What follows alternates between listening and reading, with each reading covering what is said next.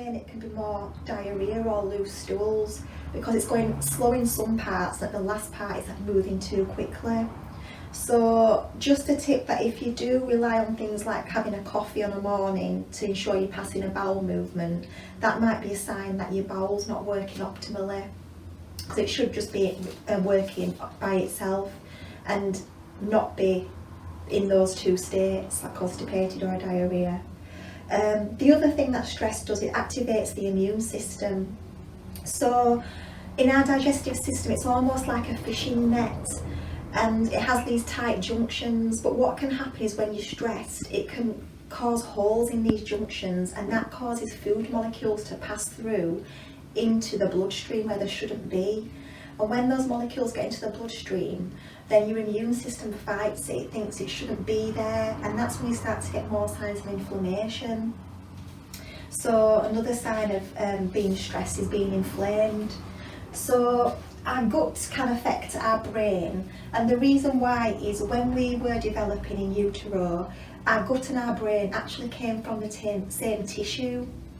So it started as one and then it separated, but it stays connected via a nerve called the vagus nerve, and it's actually one of the largest nerves in the body. So it's a bidirectional nerve, so it works both ways, like the gut speaks to the brain speaks to the gut. And we can see that in a lot of examples. For example, if you're nervous, you get the butterflies in your stomach, or you might actually start to get like loose stools and things if you're nervous, like doing a presentation. And also we say that we have like a gut instinct as well, and the gut's actually called our second brain. So people who have a lot of gut issues, their intuition kind of goes off, and until they clear those, and suddenly they get that more intuitive feeling back. So it just shows how it does have an effect. And our gut is where a lot of our nervous system, our nervous tissue is based. It's actually the centre of our body physically. And even there's an old saying by Hippocrates, he's known as the father of modern medicine, and he stated a long time ago that all disease begins in the gut. So that's where you should start looking, and to heal the gut if the rest of your systems are off. So when we have imbalances in our gut, so things like bacteria, yeast overgrowth, parasite infections, we might have low stomach acid. And when I was talking about like the molecules getting through into the bloodstream where they shouldn't be, that's known as leaky gut. These all send inflammatory signals and messages to the brain, and that can manifest in things like depression, anxiety, mental health, OCD, even having phobias that just don't make sense, and that's because there's inflammation in the brain and it's stemming from the gut. So we have to actually physically detox emotionally as well to heal the gut. Like I've had it with clients where, for example, things like chronic IBS, it's actually known to be linked to things like feelings of not feeling safe or secure, or maybe like some past traumas like being bullied. So you could do all the gut healing, but you actually need to get to the root cause as well. So I've had it where there was a client who didn't have any digestive symptoms at all, no bloating or anything, but it was more the anxiety side of things. But we did a stool test, and when we looked at it, it was probably one of the most like overgrown in the bad pathogens in the gut, but she was actually showing no gut signs. It was actually more the mental health state as well. So it just shows how they are connected. And the other way around as well, like clients who go to a lot of therapies, but until we cleaned up the gut, nothing got shifted really. So there is that connection. So looking at things that counter stress, so on the handout there's the first page is just kind of showing all the things that could counter stress, because I have had clients before where I ask them how stressed they are, and they say, oh, no stress at all. Like because they're thinking of stress as like work stress or financial stress, but there's actually things that can be going on in your body that you're not even aware of. Things like nutrient deficiencies, which means that your cells are not working properly, so they're not making the hormones that you need. And we're getting a lot more deficient in nutrients because our soils are so depleted. We're just not having the minerals in the vegetables and fruit anymore that we used to have. Also, we could have like blood sugar dysregulation, like I was saying how I used to crave sugar. And the thing is, if you're waiting so long before you're having a meal, or you're having sugar, then you're going to have these drops. And the thing with blood sugar is it should be like a nice up and down throughout the day, not these like huge ups and huge downs, because they can actually lead you to things like anxiety or a panic attack, and feel that feeling like it's called hangry, where you're angry and hungry. So that could be caused from the blood sugar dysregulation.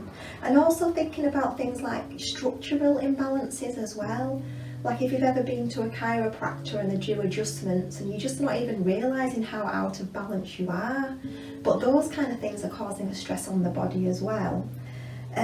Maybe things like eating foods that you're sensitive to, like gluten maybe.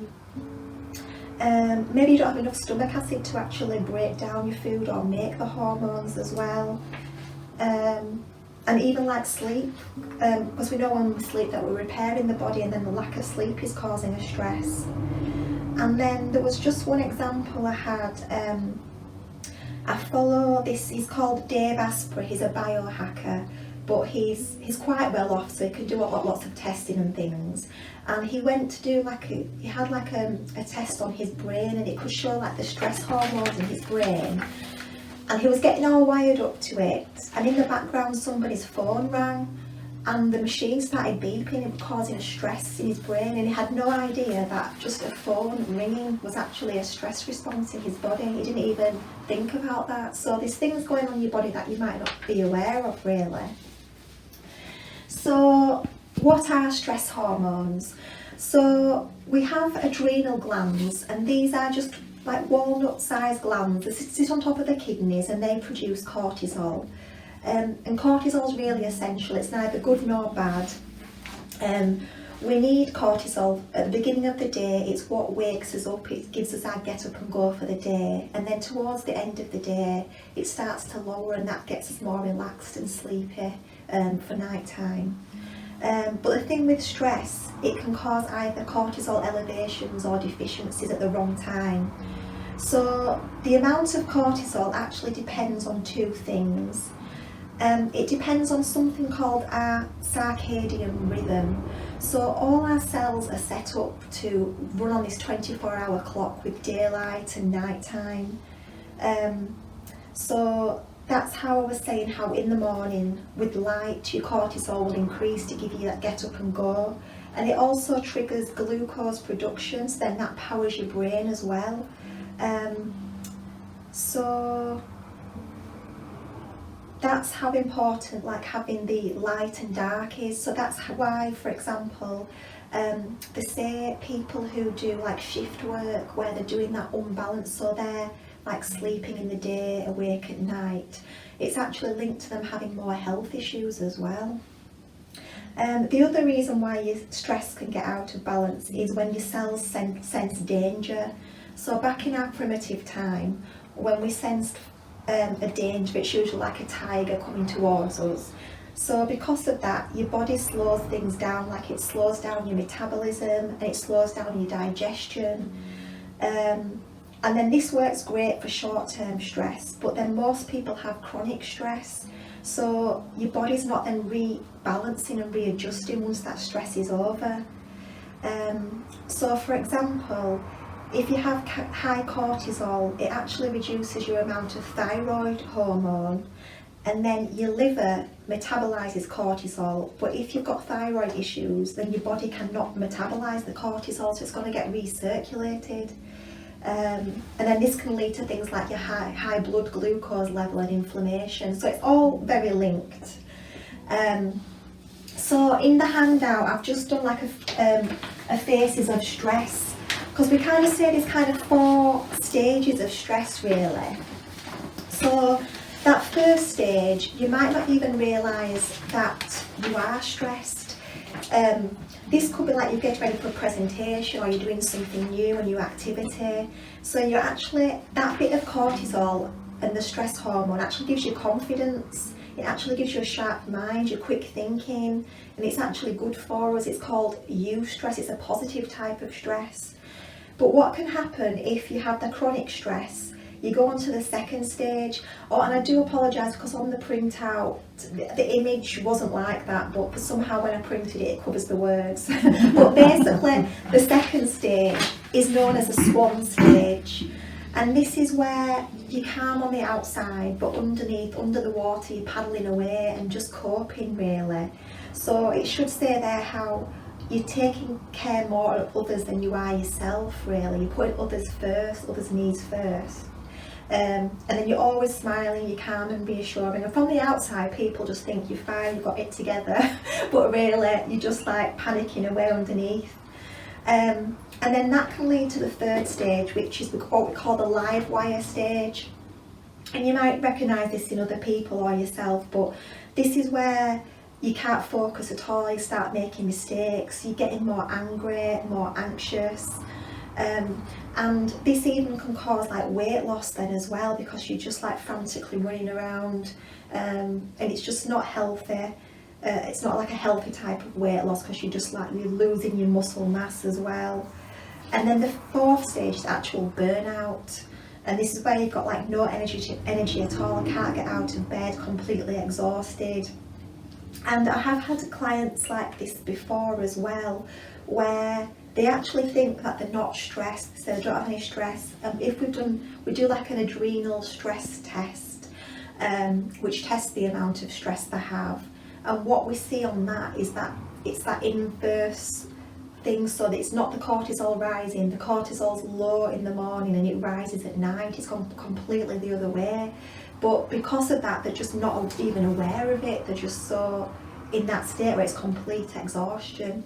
So we need to kind of put things in place before that happens.